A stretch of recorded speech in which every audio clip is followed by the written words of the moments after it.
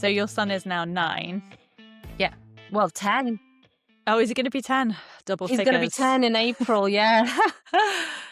The business is 10 and the baby is 10. Yeah. Yeah. Okay, so you have experienced Ollie as an 8-year-old. If you cast your mind back to Kasia at 8 years old, if you could have a conversation with her, what would you tell her? I think my main conversation would be about confidence and feeling like you are good enough, and more than good enough, you are worth it. I think I lacked confidence, and we can see that in our eldest son a lot. That, yeah, lack of confidence and feeling like they have to work hard to fit in rather than being comfortable with who you are as a person and the world fitting around you, kind of thing. That if someone in your friendship group doesn't quite fit around your mold, that's okay.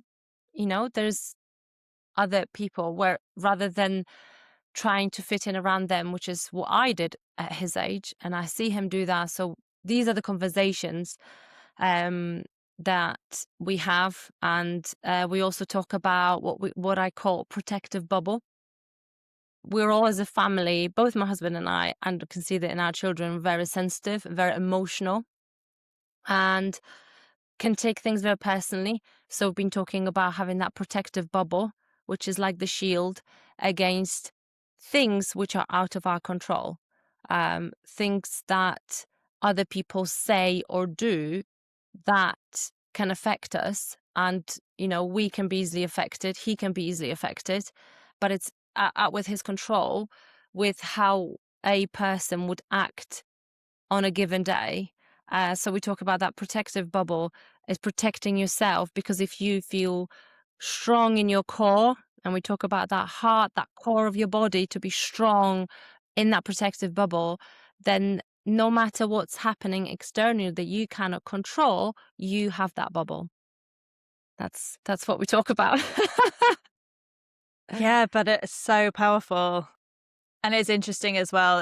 It's hard, isn't it, when we see our children behaving in a way that we remember behaving in ourselves, and we can sort of fast forward and see how that impacted us, as we went through our adolescence and everything. We do want to just basically help our kids to kind of buffer that a little bit more than we were able to. And of course, we all have to go on our own journey, but it's such a natural instinct as a parent to want to offer that guidance. And it sounds Yeah. like you are doing such a great job with that, because it is all just about having a kind of steady core that you trust in yourself, that you've got this kind of force field around you. You can only control how you react. You can't control how other people do. And I think that's No. really good advice. And I think showing our children that we are only humans. So yes, I teach him certain things that I see, and we all try and help them. But there'll be things that we do wrong, and they'll learn from it. So it's just about controlling the controllables and knowing that we're not perfect, and letting the children know that things can happen, and sometimes we have wobbles. We all do. Mm. Yeah. Yeah. And that's not a failure, that it's kind of inevitable. It's part of being human. That's what's beautiful about the synergy of building a business and a family at the same time, is that they do just both force such personal growth as well in us. Yeah. Yeah. These things that you're saying you're learning in your 40s, I feel exactly the same way. And it's kind of reparenting ourselves and learning about ourselves and responding to our own failures and mistakes in business at the same Yeah. time as responding to our failures and mistakes as parents, because we all make them, Yeah. and bringing our kids along for the ride. And I think that is the beautiful thing about being a parent now, is that we feel able to say, mummy made a mistake, and I'm really sorry. Or mummy did this in the business and it didn't quite work out how I thought. So instead, Yeah. what we're going to do is this, and we'll see how that goes. And it's all Yeah. trial and error, and just like showing that to our children, like everything is a test.